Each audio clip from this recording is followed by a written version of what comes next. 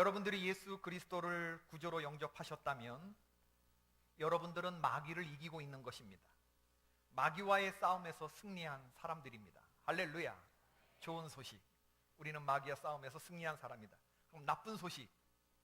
그러나 우리는 하나님 나라 갈 때까지 마귀의 끊임없이 괴롭힘을 견디어야 한다. 적과의 동침을 한동안 더 계속해야 한다라고 하는 사실입니다. 예수 그리스도께서 부활을 통하여 마지막 구원의 사역을 이루시고 승천하시면서 주님 십자가에서 다 이루셨다라고 말씀하셨습니다. 전쟁은 예수님의 승리로 끝났습니다. 이제 여러분과 제가 할 일은 그분의 인도하시는 손을 따라 그 게임의 마지막을 정리하고 주님 안에서 승리를 외치는 일입니다. 하나님의 백성은 원수와 싸울 때 승리한 상태에서 싸우는 것이지 승리를 위해서 싸우는 사람들이 아닙니다.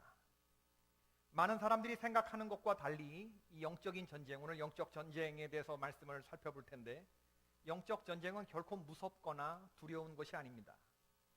주님은 이사야 선지자, 에스겔 선지자, 사도 요한을 통해서 영적 전쟁의 양상과 사탄의 모습을 우리에게 말씀해 주고 있는데 읽으면 무시무시합니다. 그런데 두려운 마음을 가지게 하기 위해서 말씀을 주신 것은 아닐 겁니다. 사탄 마귀의 실체를 분명하게 알고 겁먹지 말라는 의미에서 주님이 우리에게 말씀을 주신 줄로 믿습니다. 우리 대장 예수님의 능력은 훨씬 큽니다. 아무리 대적이 무시무시하게 등장한다고 해도 겁을 집어먹지 마시기를 바랍니다. 예수님의 힘, 의지하는 자는 승리하게 되어 있습니다.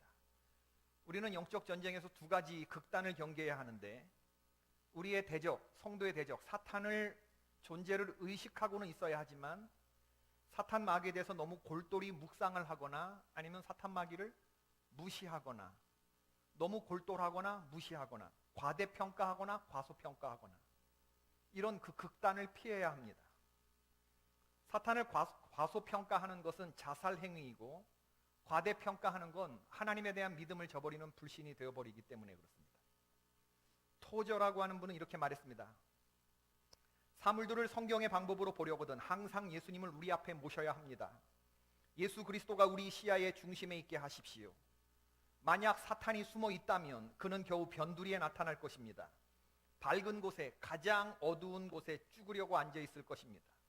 예수님을 중심에 딱 놓고 보면 사탄은 변방이 될 것이고 가장 밝은 빛을 보면 가장 어두운 구석에서 사탄이 발견될 수 있을 거다 그 얘기죠. 그러나 우리 사역의 우리 시야의 중심에 사탄을 놓고 보면 예수 그리스도가 변두리로 밀려나게 될 것입니다. 이렇게 하면 비극 외에는 우리에게 올 것이 없습니다. 원수를 항상 우리 밖으로 추방하는 최선책은 예수 그리스도를 우리 안에 항상 모시는 것입니다. 양들은 늑대 때문에 두려워할 필요가 없습니다. 양들은 목자 가까이에만 있으면 됩니다.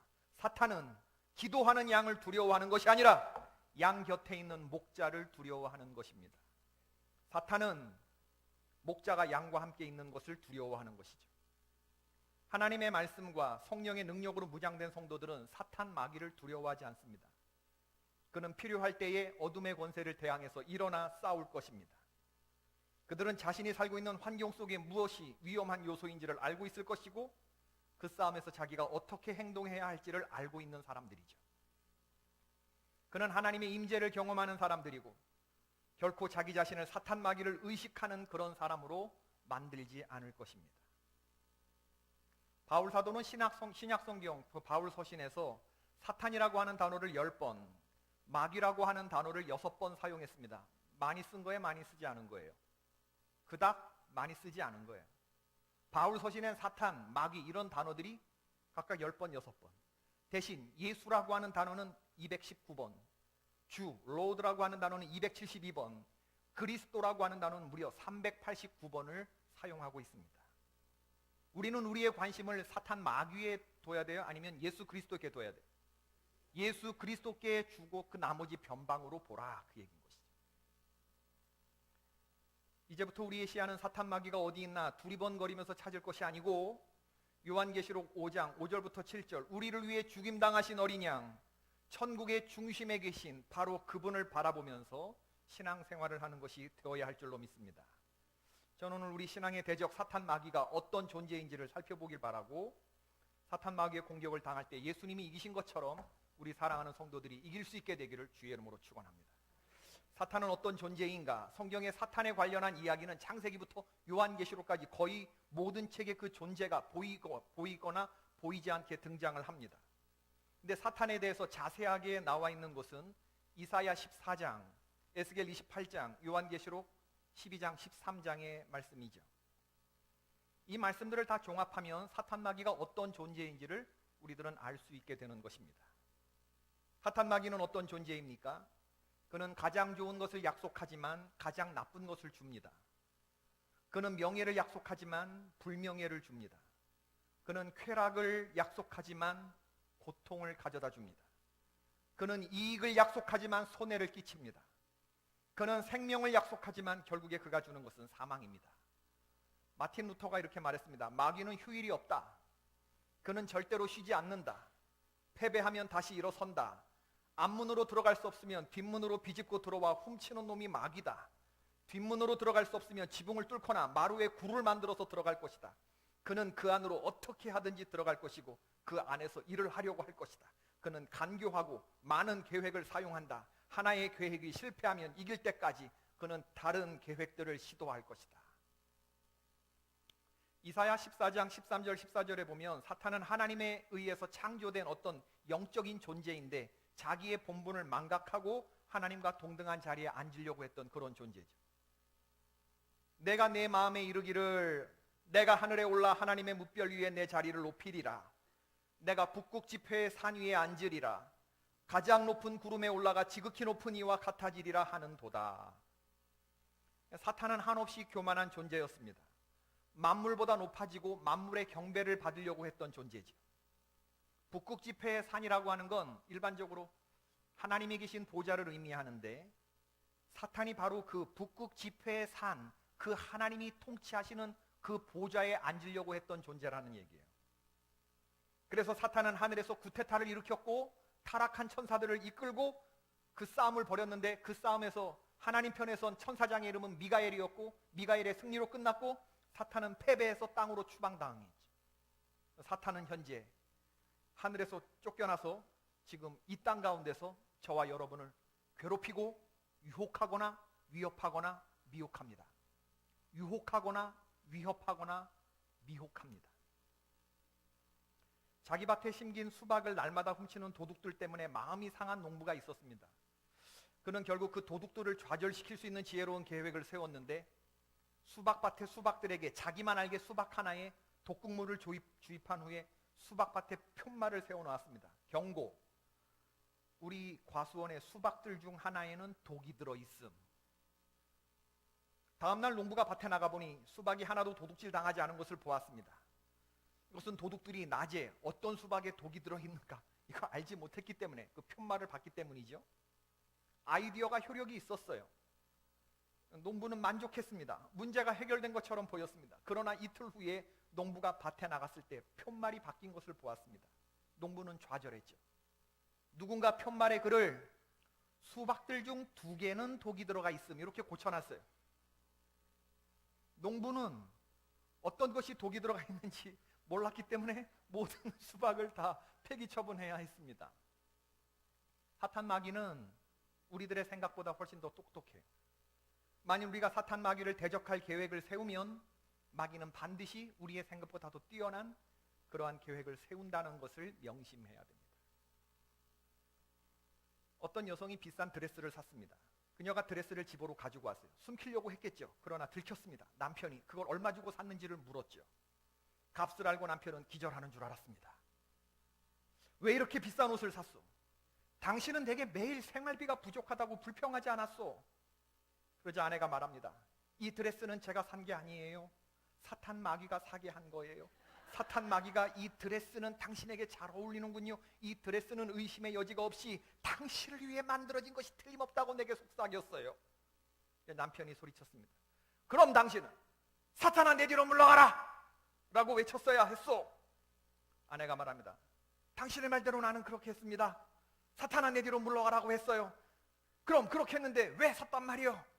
이 비싼 드레스를 왜 산 것이요? 그러자 아내가 하는 말이 제 뒤로 썩 물러난 사탄이 뒤에서 보니 당신의 뒤태가 앞에서 본 것보다 훨씬 아름답다고 말했어요.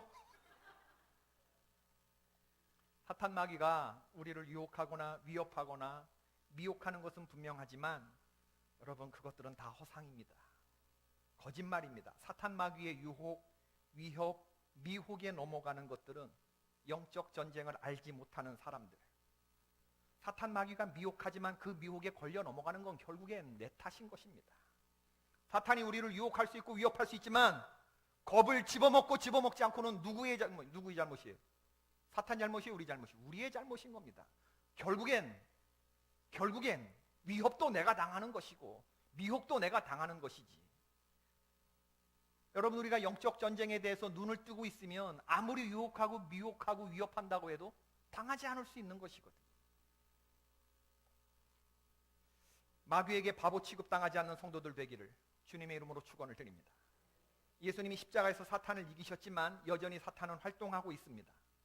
마지막 심판 때까지 공중을 배회하도록 허락받은 사람이고 불못에 던져지는 형벌은 잠시 연기되었을 뿐이고, 사탄 마귀는 패배했지만 그 패배를 인정하지 않은 존재들이죠. 타도되었지만 아직 완전히 제거되지는 않았습니다.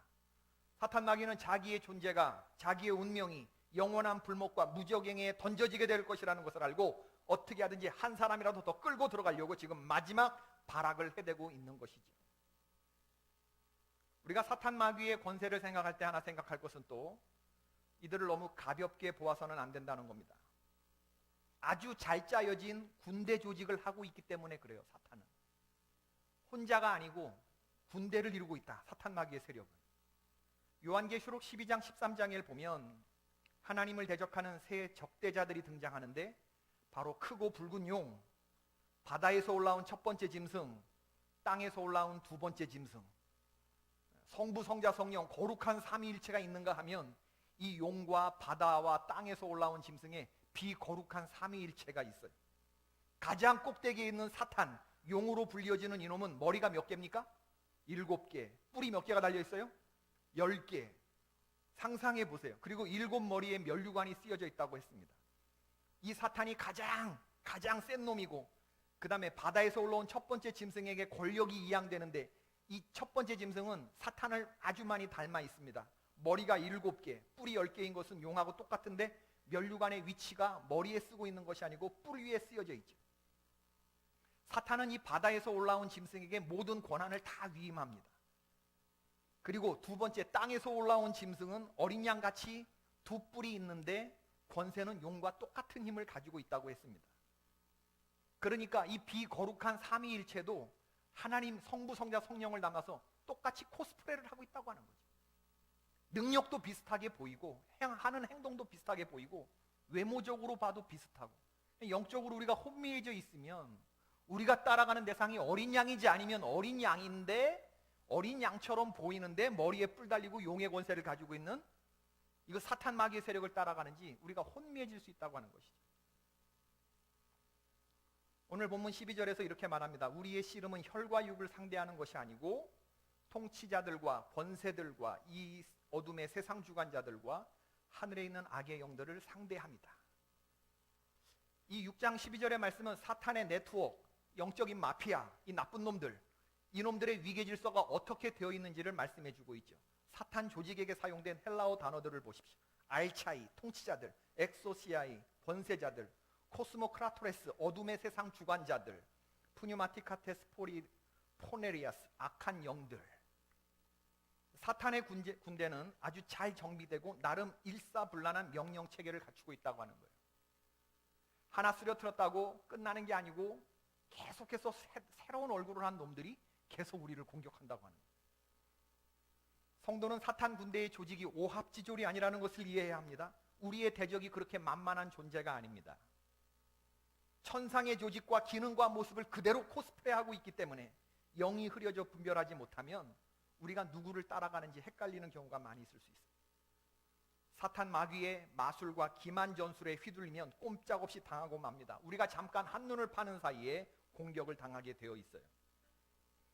사탄 마귀가 우리를 호시탐탐 노린다고 그러는데 그 호시탐탐이라는 건 뭐냐면 사탄 마귀가 자기 일 하면서 가끔이라고 하기엔 조금 더 자주 우리를 이렇게 공격하는 그런 호시탐탐이 아니고 사탄이 자기 일 하면서 우리 공격하는 게 아니고 요렇게 웅크리고 보는 게 호시탐탐 우는 사자처럼 우리를 넘어뜨리려고. 요한계시록 12장에 보니까 아이를 베어서 해산하게 되는 여인의 이야기가 나오는데 아마 예수님을 잉태한 마리아를 떠올리게 해요. 요한계시록 12장 2절부터 4절까지의 말씀입니다. 이 여자가 아이를 베어 해산하게 되매 아파서 애를 쓰며 부르짖더라. 하늘에 또 다른 이적이 보이니 보라, 한 큰 붉은 용이 있어 머리가 7이요 뿔이 10이라. 그 여러 머리에 7 왕관이 있는데 그 꼬리가 하늘의 별 3분의 1을 끌어다가 땅에 던지더라. 용이 해산하려는 여자 앞에서 그가 해산하면 그 아이를 삼키고자 하더니, 아이를 해산하려고 하는 여자 앞에서 지금 사탄이 이렇게 웅크리고 있다는 거예요. 아이가 나올 때를 기다리고 있다는 말입니다. 마치 굶주린 사자가 아이가 나오자마자 그냥 탁 낚아채려고 하듯이 사탄이 그렇게 호시탐탐, 그렇게 아예 그냥 그 해산한 여자 앞에서 이렇게 웅크리고 아이를 집어가려고, 굶주린 사자가 먹잇감 찾아가듯이. 그렇기 때문에 우리는 이 싸움에서 승리하기 위해서 마귀에게 틈을 주지 말아야 할 뿐만 아니라 오히려 사탄 마귀가 한눈 파는 틈을 타서 그를 끝장내야 하는, 바로 그러한 우리는 공격을 펼쳐야 하는 사람들이죠.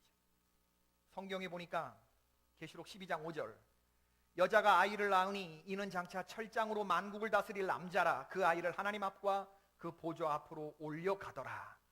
사탄이 코앞에서 웅크리고 이렇게 노려보고 있는데도 기가 막히게 여자는 아이를 그 틈에서 해산을 하고, 그리고 그 아이는 놀랍게도 사탄 마귀에 잡힌 바 되지 아니하고 모든 역사를 이루고 부활하여 하늘에 올라가는 승천까지 순식간에 그냥 이루어지는 것이. 사탄은 깨어있는 성도를 결코 당할 수 없다고 하는 것을 보여주는 거예요.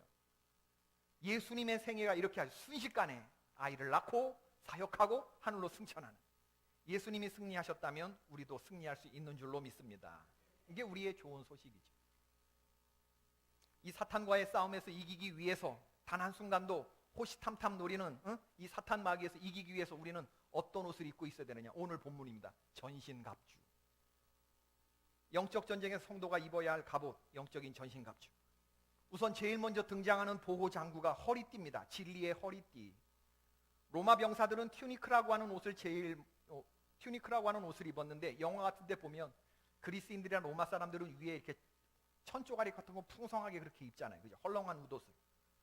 그 웃옷을 허리띠로 졸라맸는데, 그 허리띠는 아마 6인치 넓이의 가죽이나 아마포로 만들어진 그런 허리띠였다고 합니다. 그 허리띠를 차고, 그리고 자기의 검을 허리띠에 걸었습니다. 그리고 활을 쓰는 궁수는 그 허리띠에 자기의 화살집을 고정하는 데 사용했습니다. 제일 먼저 등장하는 영적인 전신갑주에서 지금 사도 바울은 허리띠, 결속시키는 장비, 진리의 허리띠를 말하고 있어요. 제일 먼저.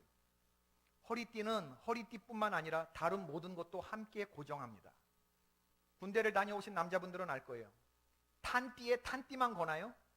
탄띠에 걸리는 거 굉장히 많습니다. 허리띠에 걸리는 거. 뭐가 걸리죠? 수통, 대검. 예, 수통, 대검이면 이제 일빵빵 육군 땅깨. 육군 자기가 어딘지 다 아는 거죠. 이 허리띠에 모든 싸움 장비들이 다 걸리는 거예요. 목수들은 허리띠에 연장을 걸고 망치 걸고 이런 거 걸잖아요. 그죠? 허리띠는 자기 스스로 윗옷과 아래옷을 고정시켜주는 것뿐만 아니고 필요한 장비들을 부착시키는, 다른 것도 고정시키는 역할을 한다. 진리의 허리띠는 하나님의 말씀입니다. 허리띠는 현대화될 필요가 없어요. 성도는 인간의 지혜와 사상이 아닌 하나님의 말씀으로 허리를 동여야 합니다. 하나님의 진리의 말씀이 아니고서는 우리를 견고하게 지탱시켜줄 그 어떤 것도 없습니다. 허리띠가 졸라매져야 활동이 자유로울 수가 있는 것이죠. 허리띠를 매지 않았다고 생각해 보세요. 전 초등학교 때 달리기를 잘하는 친구가 꼴등하는 걸 봤어요. 왜일까? 에?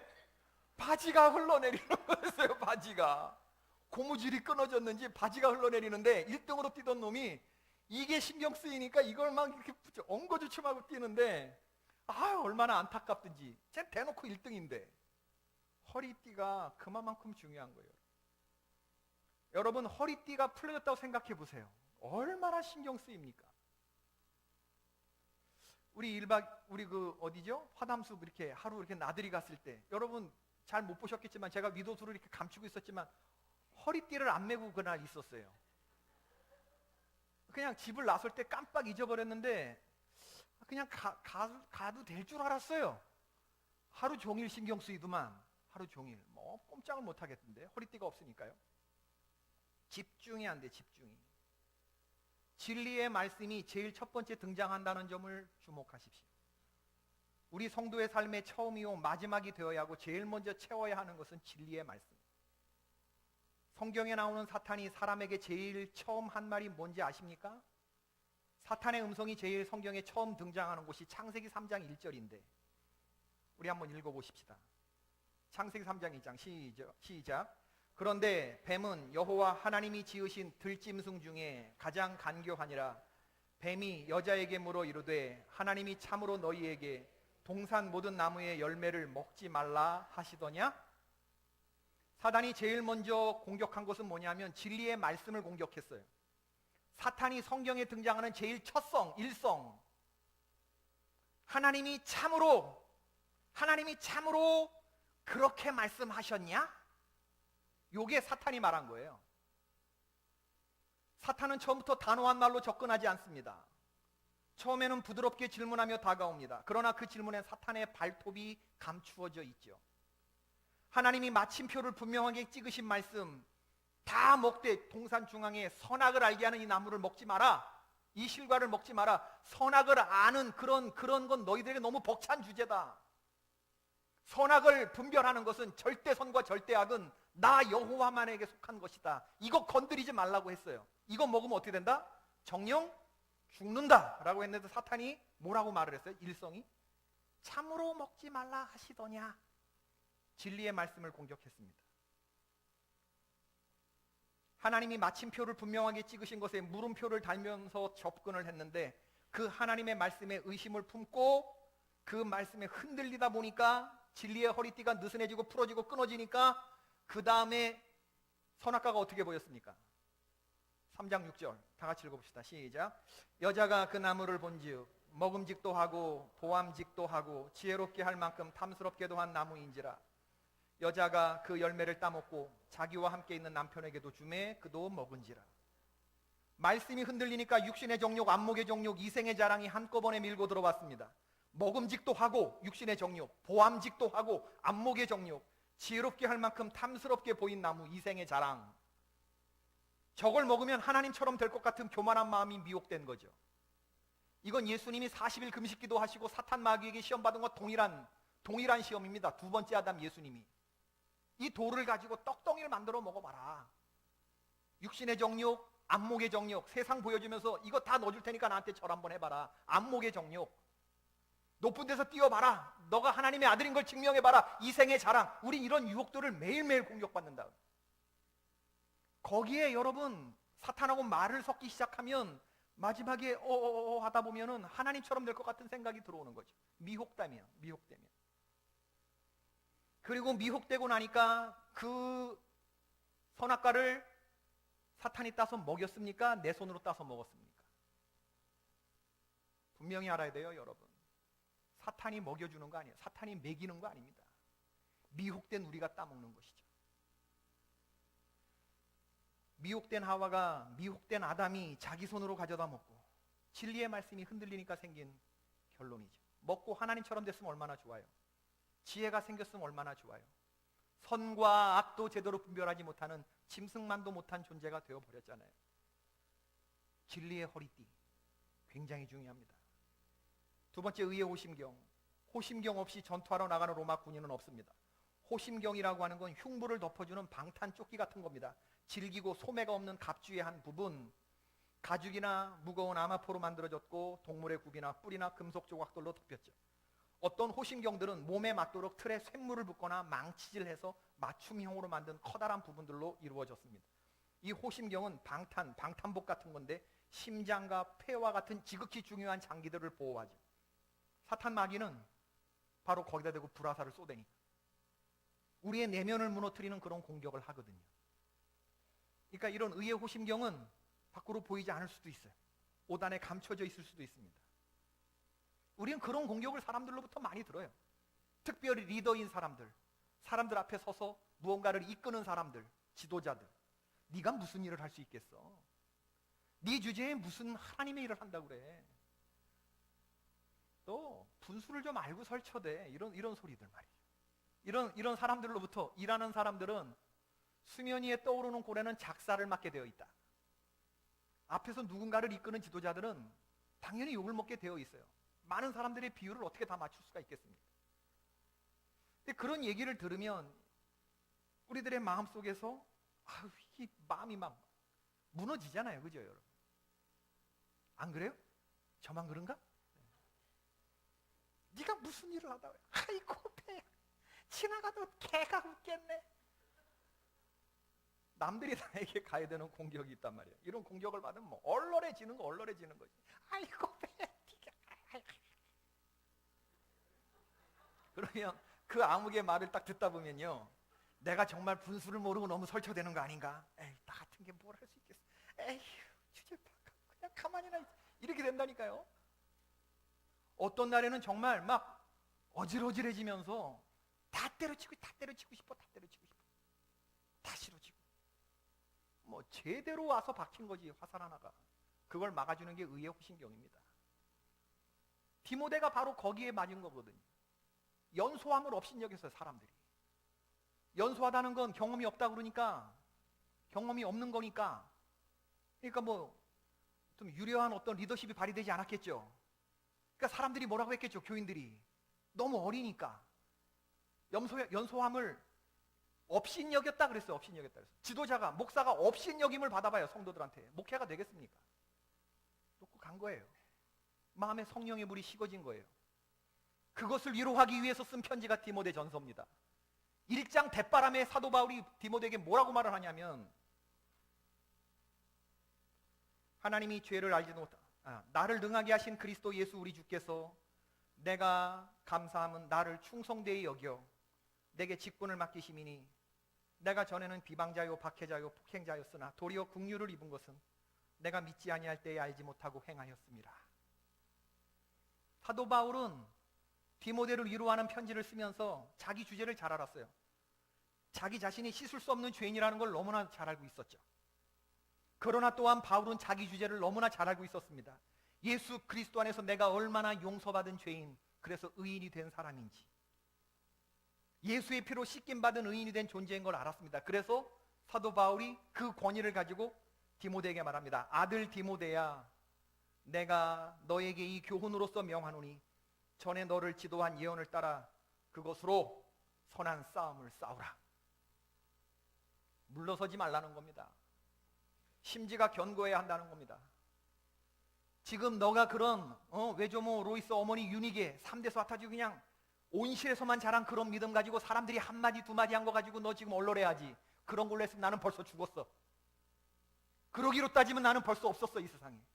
그러나 내가 나를 능하게 하신 그리스도 예수께서 그런 나를 믿어주시고, 전에 내가 비방자요 박해자요 폭행자였지만 내가 하나님의 긍휼을 입어서 이 사명을 감당하는 거 아니냐. 너도 나와 함께 복음을 증거하는 일에 굳게 서라. 지금 그 얘기를 하는 거거든요. 1장 1절에서. 내가 하는 사역의 권위, 내가 하는 이 일의 어떤 동기, 이걸 누가 부여해 주시며 이 엔진을 누가 가동해 주시는가? 내 뒤에 계신 주 예수 그리스도께서 나를 충성되게 여겨주셔서 이 사명을 맡기게 해주셨다. 그러므로 우리는 사람들이 뭐라고 하든지 우리의 맡겨진 일을 끝까지 내가 감당해야 하는 그 순간까지는 내가 끌고 가야 하는 것입니다, 여러분. 믿으십니까? 중간에 못한다, 안 한다, 그만하겠다는 말은 이건 정말 약한 사람들이 하는 일이고 나는 지금 죄에 당하고 있다고 하는 말이에요. 똑같은 얘기입니다, 여러분.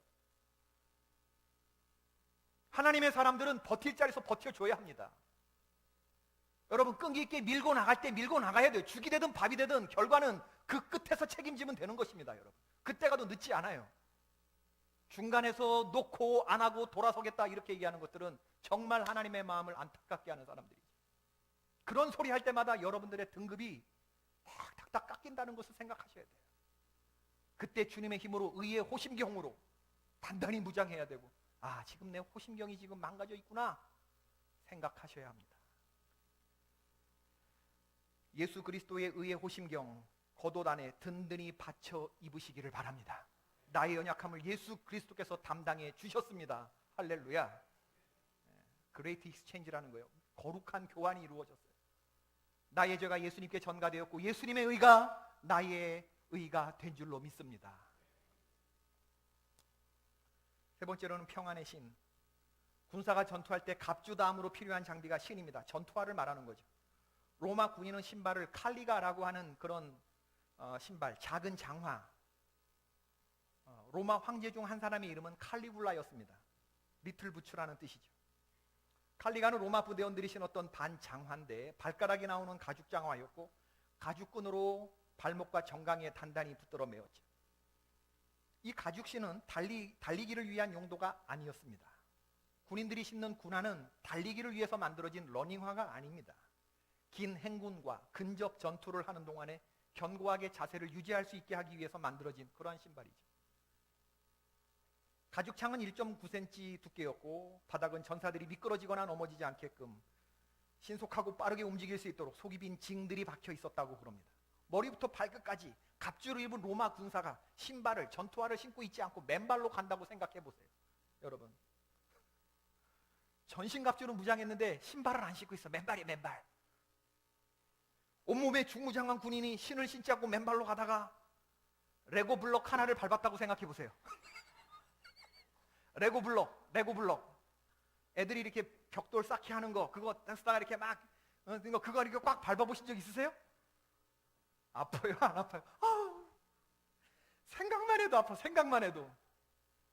그런데 밑에서 못이 꽉 밟았다고 생각해봐요.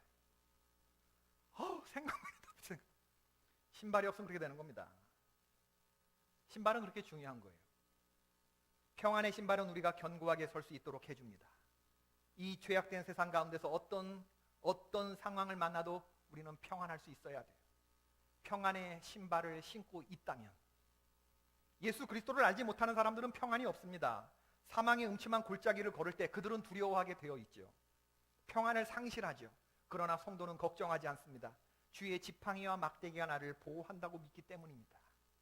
평안의 신발이 높은 산이나 거친 들을 걸을지라도 미끄러지지 않게 나를 보호해 주는 줄로 믿는 거죠. 하나님의 평안 안에 견고하게 서 있는 사람들은 원수의 가장 강력한 공격들을 막아낼 수 있습니다. 할렐루야. 믿음의 방패. 접착제로 붙여진 두 개의 나무 판자로 만들어졌고 바깥면에는 캔버스 천이 덮였고 그 위에는 송아지 가죽이 덮여있고 방패가 땅에 부딪힐 때 판자를 보호하기 위해서 위아래 측면들에 금속이 장착되었고 앞면의 중앙에는 대다수들인 돌이나 무거운 화살이 비스듬히 맞고 떨어지게 하는 철이 장착되어 있었다. 돌을 던지거나 화살을 막을 수 있게끔 철이 장착되어 있는 이런 믿음의 방패.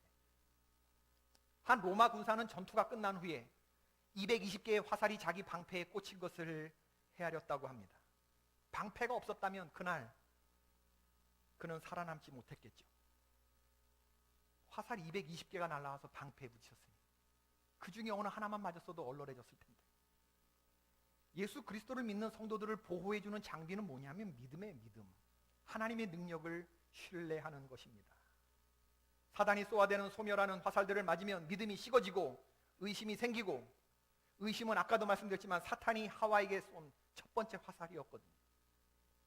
많은 성도들이 너무 자주 하나님의 말씀을 의심하는 자기를 보면서 실족해요.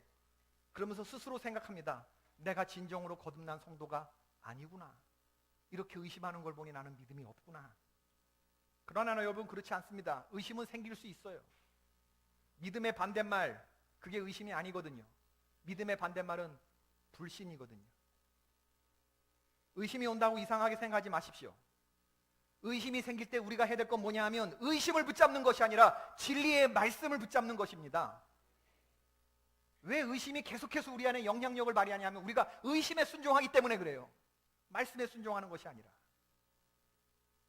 당신의 의심보다 하나님의 말씀을 더 굳게 붙잡으면, 의심에 순종하지 말고 말씀에 순종하면 우리가 알고 있는 진리의 말씀을 붙들 때 하나님은 우리의 의심까지 안개처럼 사라지게 해 주실 줄로 믿습니다. 다섯 번째는 구원의 투구.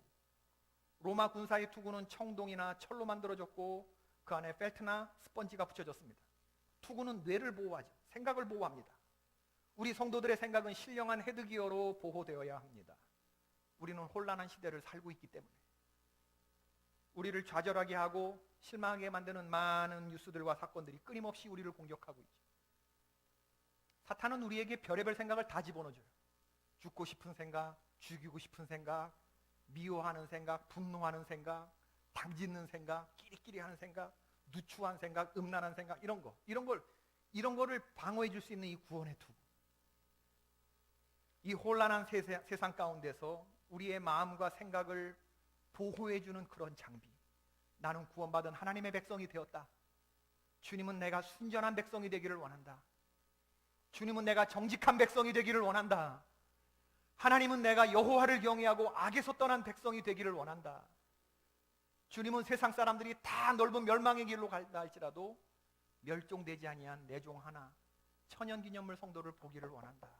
이런 생각으로 쓰러져가는 나를 일으켜 세우는 것입니다. 불길한 모든 징조에도 불구하고 예수 그리스도께서 이 사건을 지휘하고 계시다는 것을 믿는 것이죠. 그럴 때 대적이 일어나 치료할지라도 오히려 안연해질 수 있게 되는 것입니다. 지금까지 살펴본 장비, 진리의 허리띠, 의의 호심경, 평안의 신, 믿음의 방패, 구원의 투구, 이건 전부 다 보호 장비죠. 마지막으로 주님께서 우리에게 들고 있으라고 하시는 건 뭐냐, 사도 바울이 권면하는 건 뭐냐 하면 검은 뭐냐면 말씀의 검입니다. 성령의 검, 하나님의 말씀을 가져라. 전신갑주를 입었어요. 진리의 허리띠 빵빵한 거 딱 하고, 의의 호심경, 평안의 신, 믿음의 방패, 구원의 투구 딱 씌웠는데 칼을 안 들고 전쟁에 나갔어요. 어떻게 될까요? 그 사람? 어떻게 될까요? 다 무장했어요. 막 방탄복 다 막 빵빵하게 막 헤드기어 다 했는데 총을 안 들고 나갔어요. 전쟁터에. 이 사람 어떻게 될까? 죽어요. 죽는데 조금 천천히 죽어요. 보호 장비 때문에. 결론은 죽어요. 성도는 사탄으로부터 내 스스로를 보호하기도 해야 되지만 이 전투를 결정적으로 끝낼 수 있는 공격용 무기를 들고 있어야 되는 거예요. 그래서 개인 화기를 들고 있어야 되는 것입니다. 이 화기는 뭐냐? 말씀의 검을 가지라. 말씀의 검을. 사도 바울이 이 말씀이 얼마나 중요하냐면 진리의 허리띠, 사람들의 생각이 아니라 하나님의 말씀으로 허리띠를 하고 마지막에 끝내는 것도 하나님의 말씀을 가지라고 얘기하고 있어요. 여러분, 혼탁한 세상 가운데서 우리 스스로를 지키는 것은 하나님의 말씀인 줄로 믿습니다. 예수님이 사탄을 대적하고 이겼을 때 신명기의 말씀 가지고 사람이 떡으로만 사는 거 아니다. 하나님의 말씀으로 산다. 주 너의 하나님을 시험하지 말아라. 사탄아, 내 앞에서 사라져라. 말 길게 섞지 않습니다. 그리고 승리하셨어요. 그 어떤 유혹과 시험 앞에서도 이길 수 있었다면, 예수님이 그렇게 말씀을 가지고 상대를 하셨는데 우리가 말씀이 우리 안에서 생각나는 게 없다 그러면 어떻게 영적 전투를 이길 수가 있겠어요? 말씀의 검을 가지신 여러분 되시길 바랍니다. 매일 예배 때마다 주님이 주시는 말씀을 새기시고 묵상하시고 여호와의 율법을 주야로 묵상해야 이 말씀이 나를 잡아주는 것이거든요. 하루에 3번 아침, 점심, 저녁 식후 30분에 약 먹듯이, 그럼 약물이 바이러스를 잡아내듯이 하나님의 말씀 우리가 그렇게 하루에 3번 밥 먹듯이 그렇게 묵상해야 되는 줄로 믿습니다. 그리고 바울 사도가 영적인 전신갑주와 칼 들고 있는 이런 성도들에게 다시 한번 기도할 것을 명령하고 있는데 그게 6장 18절입니다. 모든 읽어봅시다. 너무나 중요해요. 혼자 싸우지 말고 조직적으로 우리도 군대를 이루어서 연합전선을, 능선을 이루어서 싸우라는 거죠. 사탄 마귀가 조직을 가진 잘 짜여진 군사체이기 때문에. 읽어봅시다. 시작. 모든 기도와 간구를 하되 항상 성령 안에서 기도하고 이를 위하여 깨어 구하기를 항상 힘쓰며 여러 성도를 위하여 구하라. 짧은 한 구절 안에 기도라고 하는 단어가 무려 5번이나 반복되어 나타나잖아요. 5번이나. 모든 기도와 간구를 하되 항상 성령 안에서 기도하고 이를 위하여 깨어 구하기를 항상 힘쓰며 여러 성도를 위하여 구하라. 5번씩이나 나와요. 5번씩. 그러니까 우리는 기도